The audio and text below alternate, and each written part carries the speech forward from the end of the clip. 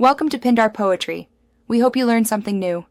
You start by making sure your Apple ID is signed in and iCloud Calendar is enabled. This syncs events across devices. Open the Calendar app on your Mac or iPhone or go to Calendar. Apple, Calm in a browser. Once the app loads, tap or click the plus button to create a new calendar or use File New Calendar on Mac. You do this now so events appear everywhere.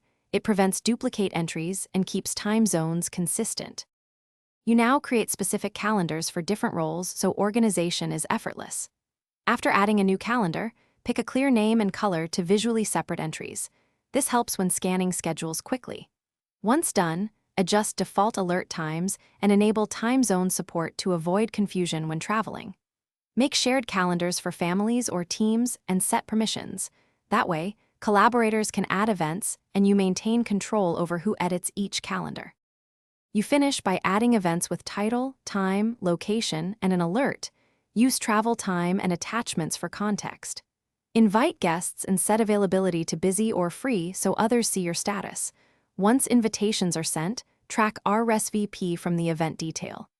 If events don't sync, make sure iCloud Calendar is toggled on, check Internet, and sign out then back into your Apple ID. That simple refresh often resolves lingering sync conflicts without losing data.